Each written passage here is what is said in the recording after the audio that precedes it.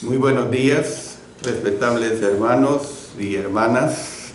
También tengan muy buenos días todos los amigos que gentilmente se sintonizan a través de nuestra transmisión de los días domingos, días del Señor. Hoy es día de alabanza a Él.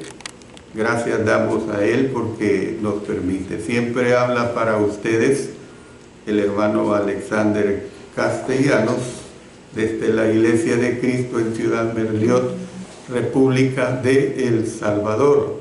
Y siempre envío un saludo a toda la hermandad que se conecta a través de los diferentes países del continente americano.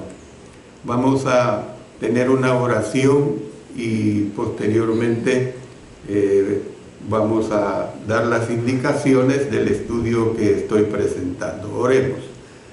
Padre Celestial, gracias te damos porque nos ayudas siempre en este día de adoración, como parte de la adoración, el estudio de tu palabra. Gracias por ello, que todo sea para honra y gloria tuya y también para la edificación de todos quienes escuchen. También que me ayudes a través del Espíritu Santo a expresar lo mejor delante de ti y delante de toda la hermandad. Gracias, Señor, por todo, en el nombre de nuestro Señor Jesucristo. Amén. Amén. Bueno, damos especial bienvenida a nuestra hermana Martita Chacón, que hoy ha decidido visitarnos, ¿verdad? Y ojalá que no sea la primera ni última vez, hermano. Bueno, estamos estudiando el libro de Génesis, un estudio muy interesante, del cual obtenemos una diversidad de lecciones para nosotros en nuestra vida cristiana. Y el tema que aquí en este capítulo 30 de Génesis se presenta es la rivalidad entre Lea y Raquel. Es una situación, como hemos venido estudiando, bastante difícil, pero que tenemos que entender lo que se dio en aquellos tiempos. Y ahora vamos a ver, cada capítulo tiene aplicaciones de vida para nuestra vida cristiana. Hoy, justamente este día 5 de junio año 2022, vamos a ver las lecciones de vida que nos da este capítulo 30. Y lo que vamos a ver ahorita es el poder del Señor para el éxito. Les repito, el poder del Señor para el éxito, que abarca desde el versículo 31 del capítulo 29 hasta el versículo 43 de este capítulo 30. Yo voy a dividir este estudio en dos partes. Esta primera parte, que sería la quinta parte, y la que daré a la hora del sermón, que sería la sexta parte.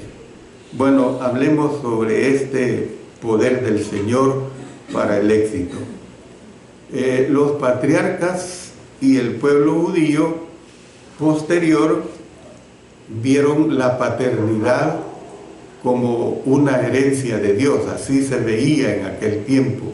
O sea, el padre engendraba a sus hijos, y no son los tiempos actuales, engendraban los que podían una buena cantidad de hijos, y era lo que se conocía pues como el patriarcado. Por ejemplo, miren lo que dice en el libro de Salmos 127, versículos 1 y 3. Si Jehová no edificare la casa, en vano trabajan los que la edifican. Si Jehová no guardare la ciudad. Verso 3. He aquí, herencia de Jehová son los hijos, noten, cosa de estima el fruto del vientre. Entonces nosotros podemos ver perfectamente que era una bendición, y en el desarrollo del tema vamos a ver más aspectos importantes como ya los hemos considerado. Este punto de vista perdón. Este punto de vista en cuanto a cómo debemos guiar a la familia es especialmente apropiado en el caso de Jacob, a quien Dios le repitió la misma promesa básica que había hecho a Abraham y a Isaac. Jehová reiteró su promesa de tierra y luego dijo, miren lo que dice, vamos a retroceder al capítulo 28, versículo 14. Será tu descendencia como el polvo de la tierra, y te extenderás al occidente, al oriente, al norte, gracias, al norte y al sur, y todas las familias de la tierra serán benditas en ti y en tu simiente. La primera mitad de este material contiene muy poca narración. Sin embargo, desarrolla temas basados en contraste y conflictos, sobre todo entre las dos esposas de Jacob, primero Lea y después Raquel, por las cuales sabemos que trabajó 14 años. El Señor había escogido a Jacob para ser el progenitor de las 12 tribus de Israel, pero la lucha entre sus 2 esposas principales pronto condujo a su participación con 2 esposas secundarias. Ya las hemos visto, Bilha y Silpa. Estas 4 mujeres que ayudaron a formar una gran familia para Jacob, también le crearon muchos problemas al patriarca. Vuelvo a repetir, ya lo he dicho 4, 5, 6 veces y lo quiero enfatizar. Esta situación de 4 mujeres para un hombre se dio en aquel tiempo. Posteriormente, a través de la ley mosaica, aún ya hubo restricciones, y no digamos para nosotros en la vida cristiana. Un hombre, una mujer, y punto.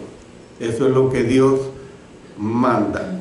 La única razón para agarrar otro hombre u otra mujer es el enviudar o la infidelidad, y queda libre nada más el que ha sido ofendido, ya sea la mujer o sea el hombre. Bueno, vamos a ver 3 puntos importantes en relación a esta situación que les estoy presentando. Primero, Dios en su misericordia y compasión bendijo a los afligidos y menospreciados a fin de cumplir con su plan para la creación de una nación. Esa es la realidad. Usó a Abraham, que cometió pecado de mentira, usó también a Isaac, que cayó en situaciones parecidas, usó a Jacob, que no es la excepción y es el que estamos estudiando más actualmente. Bueno, miren lo que dice Génesis capítulo 29 en los versículos 31 al 35. Y vio Jehová que Lea era menospreciada y le dio hijos, pero Raquel era estéril. Y concibió Lea y dio a luz un hijo y llamó su nombre Rubén, porque dijo, ha mirado Jehová mi aflicción, ahora por tanto me amará mi marido. Concibió otra vez y dio a luz un hijo y dijo, por cuanto oyó Jehová que yo era menospreciada, me ha dado también y llamó su nombre Simeón. Y concibió otra vez y dio a luz un hijo y dijo, ahora esta vez se unirá mi marido conmigo porque le he dado a luz 3 hijos. Por tanto, llamó su nombre Leví. concibió otra vez y dio a luz un hijo y dijo: esta vez alabaré a Jehová. Por esto llamó su nombre Judá y dejó de dar a luz. En Génesis 29:30, el narrador afirma que Jacob amó a Raquel más que a Lea. Esto es algo fuera de lo que es la realidad del matrimonio en nuestra actualidad. Dice la Escritura aquí en este versículo 31 que ya hemos leído, que Lea se gozó de este nacimiento y el primer niño es llamado Rubén. De este Rubén más adelante vamos a ver situaciones bastante embarazosas, situaciones que realmente no tienen nombre, pero evidentemente lo vamos a ver a su debido tiempo. En vista de que los padres en tiempos antiguos valoraban a los hijos más que a las hijas, era algo también que se daba en aquel tiempo. Los hijos eran los únicos que podían sentarse a la puerta de la ciudad junto con los demás hombres y tomar decisiones importantes que afectaban a la comunidad. Por ejemplo, tenemos el caso de Ruth. En Ruth capítulo 4 versículos 1 al 6 dice: Booz subió a la puerta y se sentó allí. Noten, la puerta no es de su casa, sino la entrada de la ciudad. Y aquí pasaba aquel pariente de quien Booz había hablado y le dijo: fulano, ven acá y siéntate. Y él vino y se sentó. Entonces él tomó a 10 varones de los ancianos de la ciudad y dijo: sentaos aquí. Y ellos se sentaron. Luego dijo al pariente: Noemí, que ha vuelto del campo de Moab, vende una parte de las tierras que tuvo nuestro hermano Elimelech. Y yo decidí hacértelo saber y decirle que la compres en presencia de los que están aquí sentados y de los ancianos de mi pueblo. Si tú quieres redimir, redime. Y si no quieres redimir, decláramelo, para que yo lo sepa, porque no hay otro que redima sino tú, y yo después de ti. Y él respondió: yo redimiré. El punto que estoy presentando aquí con esto es que estas negociaciones eran encargados a los hombres. Y la metodología que usaban era irse a sentar a la puerta de la ciudad y allí hacían estas transacciones. Entonces replicó Booz: el mismo día que compres las tierras de mano de Noemí, debes tomar también a Ruth, la moabita, mujer del difunto, para que restaures el nombre del muerto sobre su posesión. Y respondió el pariente: no puedo redimir para mí, no sea que dañe mi heredad. Redime tú, usando de mi derecho, porque yo no podré redimir. Bueno, mire, siguiendo, ya hemos usado de Salmo 127 los versos 1 y 3, y ahora leamos los versículos 4 y 5 del Salmo 127. Como saetas en mano del valiente, así son los hijos sabidos en la juventud. Bienaventurado el hombre que llenó su aljaba de ellos. No será avergonzado cuando hablare con los enemigos en la puerta. Entonces alabó Dios por este hijo. Además, dijo que el Señor, miren, había mirado su aflicción. ¿De quién? Estoy hablando de Lea, ¿verdad? No olvidemos, Dios había mirado la aflicción de Lea, la primera esposa de Jacob, y ahora su marido le amaría. Imagínense, el amor estaba condicionado a que se dieran los hijos. Esa era la condición, como quien dice, cuando yo le dé hijos, él me amará más. Entonces, si ahora su marido le amaría o favorecería tanto como a Raquel. Entonces, ella se equivocaba en su forma de pensar. No podemos ver, no funcionaba pues de esa manera. Jesús dijo, mire qué sabio lo que dijo el Señor en Mateo 6:24. Ninguno puede servir a dos señores. Y ya desde este tiempo se daba ese problema en esta situación de Jacob con tantas mujeres que tuvo. Entonces, y el mismo razonamiento es evidentemente válido en relación con dos esposas, no digamos agregándole a estas dos concubinas.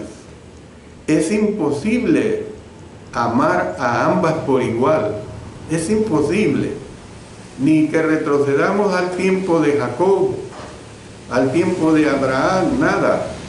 Es imposible amar a ambas por igual y mantener la armonía en la familia. No puede darse esta situación.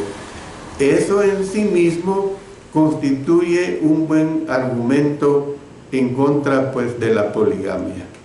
Yo a través de mis años me he dado cuenta de hombres, por supuesto hombres que no obedecen a Dios, que no hacen la voluntad de Dios, hombres que comparten su matrimonio con otra mujer y que lamentablemente tienen que hacer las cosas en una forma oculta, en una forma escondida, procrean hijos con esta segunda mujer y quienes sufren las consecuencias mayores son los hijos que no tienen nada que ver con el pecado de este hombre o de esta mujer. Después de un periodo no declarado de tiempo, Lea concibió otra vez y dio a luz un segundo hijo. Esta mujer era muy fecunda. Realmente es admirable cómo era de fecunda. Ella atribuyó su nacimiento al hecho de que el Señor había oído que era menospreciada. Por lo tanto, llamó al muchacho Simeón, un juego de palabras, o de la palabra oír, mejor dicho, sugiriendo que había estado orando a Dios por su infeliz condición. Algo admirable que yo le he puesto mucho cuidado a esto es cómo es que le daban un nombre al niño que iba naciendo y tenía un significado, cosa muy peculiar de estas épocas, que para nosotros en nuestros tiempos, podemos decir 2 o 3 siglos atrás, eso nunca se le ha puesto cuidado, ¿no? Se ponen los nombres a los hijos nada más porque suene bien, porque nos agrade, porque queremos agradar al abuelo, a la abuela, o al mismo padre o a la misma madre. Entonces, cuando dio a luz a un tercer hijo, le puso por nombre Leví, que se deriva de la raíz hebrea que quiere decir unirse. Eso es lo que quiere decir Leví, unirse. Entonces, ella se había unido físicamente a Jacob y juntos habían engendrado 3 hijos. Sin embargo, ella añoraba una unión más profunda. ¿En qué sentido? Más profunda de los corazones, como la relación que vio entre su marido y su amada esposa Raquel. Ella quería que fuera amada de la misma forma, o a lo mejor hasta una forma más intensa. Una cuarta vez ella concibió y dio a luz un hijo a Jacob. A este hijo dio el nombre de Judá. De este Judá también me voy a referir en los capítulos posteriores, porque también no fue buena pieza este hijo Judá, que se extrae pues de la palabra hebrea para alabanza. Judá, o sea, alabanza. Dios honró el ejemplo del firme amor de Lea por su marido en la historia judía posterior, a pesar de que Jacob amaba más a Raquel que a ella. Lo anterior es evidente, porque note esto: las dos tribus más importantes descendían de Lea por medio de Leví y Judá. Es realmente bien interesante, de la mujer que amaba menos. La primera fue la tribu sacerdotal de Leví, que dio a luz a Moisés, el dador de la ley, así como a su hermano Aarón, que se convirtió en el padre del sacerdocio levítico de Israel. La segunda fue la tribu real de Judá. Hasta se habla del león de Judá. Dice, de la que llegó David. Llegó David, el rey más grande de Israel. Y en última instancia, Jesucristo, qué hermoso, de esta tribu, el Rey de Reyes. Dice Apocalipsis 19:16, y en su vestidura y en su muslo tiene escrito este nombre: Rey de Reyes y Señor de Señores, y por supuesto Salvador del mundo. Bueno, veamos el segundo punto que voy a mencionar. El primer punto es: Dios en su misericordia y compasión bendijo a los afligidos y menospreciados a fin de cumplir con su plan para la creación de una nación. El segundo punto es: Dios, por su gracia, bendijo a su pueblo a pesar de sus defectuosos esfuerzos humanos, sus celos y sus prácticas supersticiosas.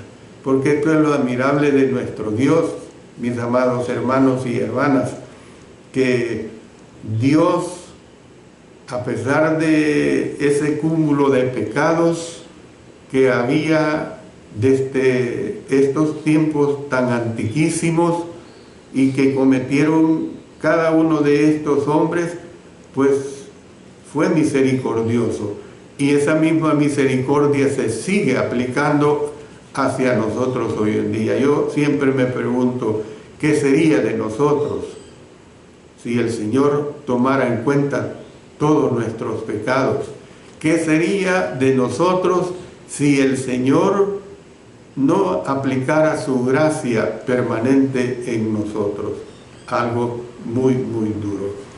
Entonces, a pesar de que Raquel era la esposa favorita de Jacob, no me gusta ni decirlo, pero es una realidad, esposa favorita, el hecho de que no podía concebir y dar a luz la llevó a ser extremadamente celosa de su hermana. Una situación muy terrible. En el mundo bíblico, las personas consideraban la falta de hijos como una afección muy, muy grave. Una mujer no le podía dar hijos al esposo, eso era una afección muy, muy grave. Sin embargo, en contraste con Lea, no hay ninguna indicación de que Raquel ya había orado a Dios sobre su condición estéril. Usted, si usted lo desea, estudie todo lo que hemos venido estudiando acerca de esta situación de esterilidad de Raquel y no va a descubrir que Raquel se encomendó a Dios. Ella simplemente descargó su frustración en su marido con un exagerado clamor de angustia. como si fuera la culpa de él. Y por ejemplo, usted recuerde que le dijo, dame hijos, o si no, me muero. Bueno, esto lo que hizo encolerizar a Jacob, porque ¿qué tenía que ver él con la esterilidad? Si eso es algo que no está en las manos del esposo, sino que era una situación que así había sucedido. Sin embargo, con el gran poder de Dios, todo puede cambiar. La tentación humana, pues, de culpar a otros por nuestras propias fallas o nuestros propios fracasos, comenzó con Adán y Eva en el huerto del Edén. Usted lo sabe perfectamente. Allí se ve precisamente en Génesis, cuando la serpiente entuturuta la mente de Eva, diciéndole un montón de cosas, incluso le dijo que iban a ser igual a Dios. Imagínense, ser igual a Dios, qué cosa más grande. Pero claro, eso solamente puede proceder de la mente de Satanás, de la mente satánica. Entonces, cuando el Señor pues les interroga, cuando el Señor, imagínense que cuando Adán siente la presencia de Dios, busca cómo tapar su desnudez, y el Señor le dice, le reprocha pues que por qué había hecho eso, por qué se daba cuenta hasta ahora que estaba desnudo, si desnudos anduvieron a saber cuántos años, y era tan normal esa situación. ¿Ve? Pero claro, ¿por qué hizo Adán esto? Por causa de que había desobedecido a Dios, por causa del pecado. Por eso, miren, en el verso 12 de este capítulo 3 de Génesis dice: la mujer que me diste por compañera me dio del árbol y yo comí. La culpa se la echa a la mujer. Pero también, entonces Jehová Dios dijo a la mujer: ¿qué es lo que has hecho? Y dijo la mujer: la serpiente me engañó y comí. Bueno, ¿era una niña de 8 años Eva? No, era una adulta.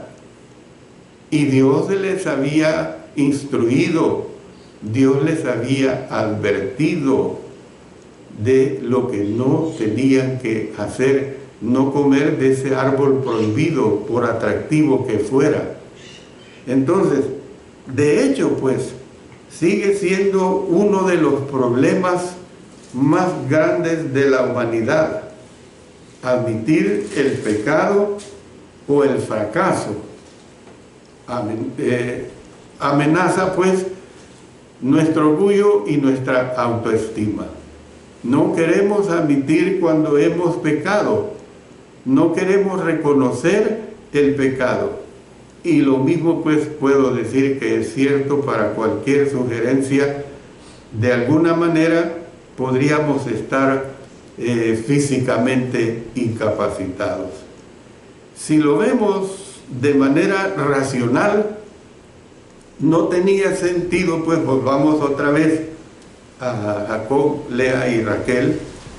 Si lo vemos de manera racional, no tenía sentido pues que Raquel culpara a Jacob por su incapacidad para concebir y dar a luz, ya que él ya había engendrado 4 hijos por medio de la hermana de ella. O sea, estaba recontracomprobado que él no era estéril.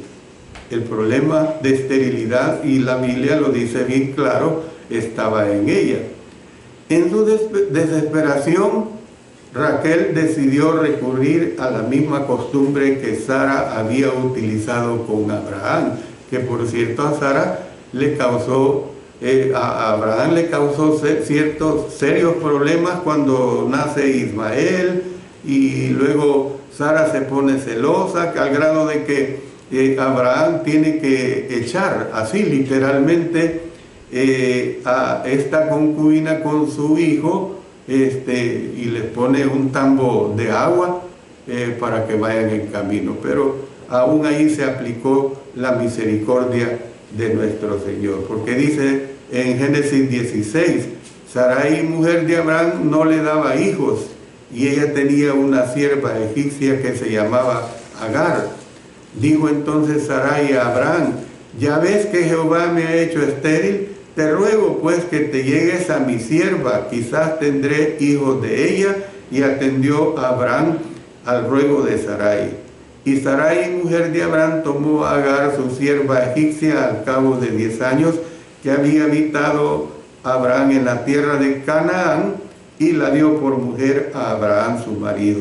Y él se llegó a Agar, la cual concibió, y cuando vio que había concebido, miraba, noten, miren los problemas, miraba con desprecio a su señora.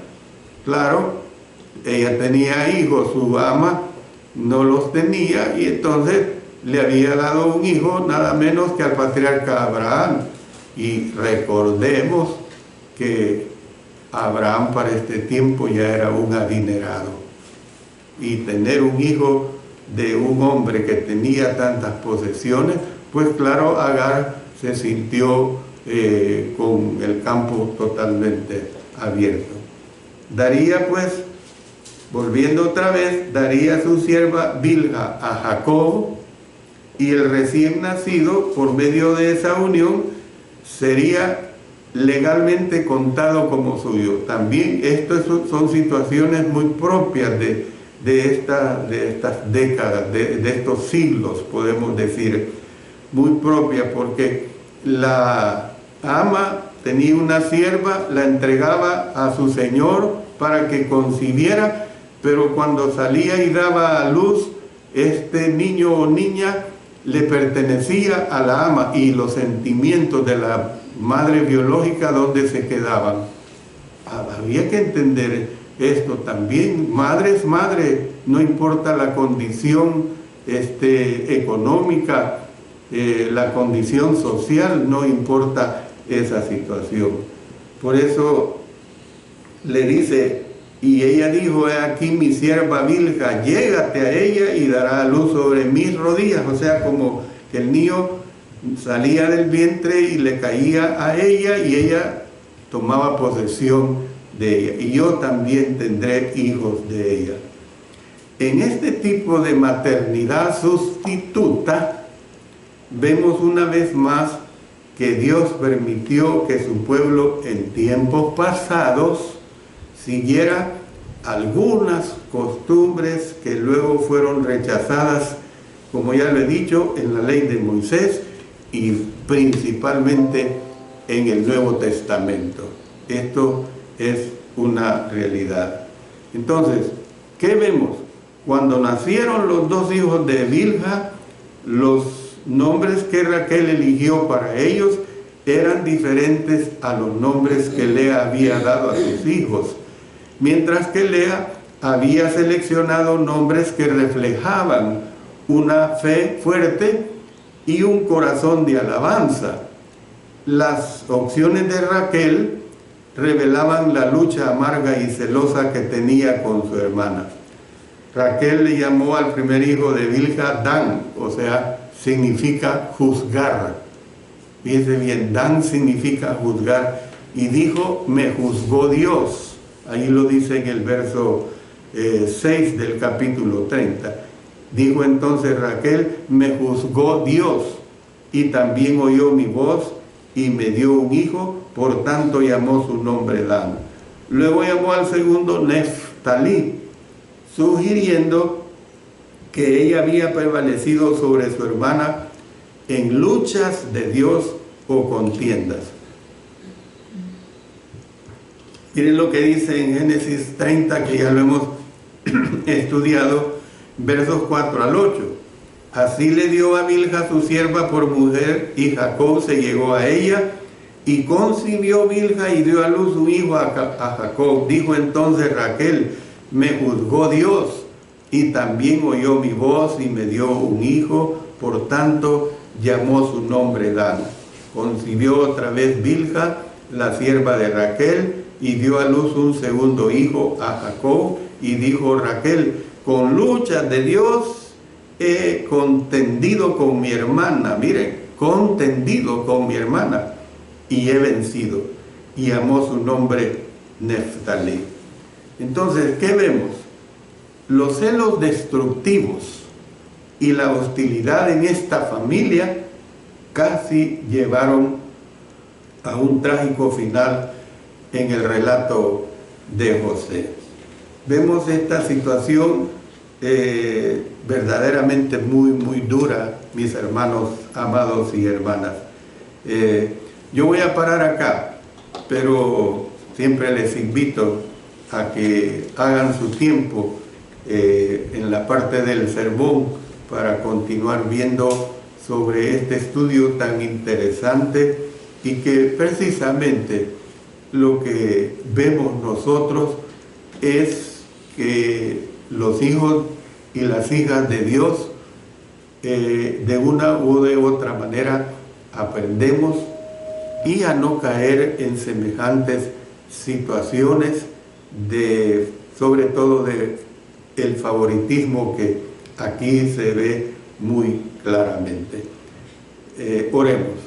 Padre Celestial, gracias te damos porque como iglesia pues nos permites difundir tu divina palabra. Gracias porque me lo permites, y que siempre sea con el fin de que nos edifiquemos, que crezcamos más en gracia y conocimiento de tu palabra.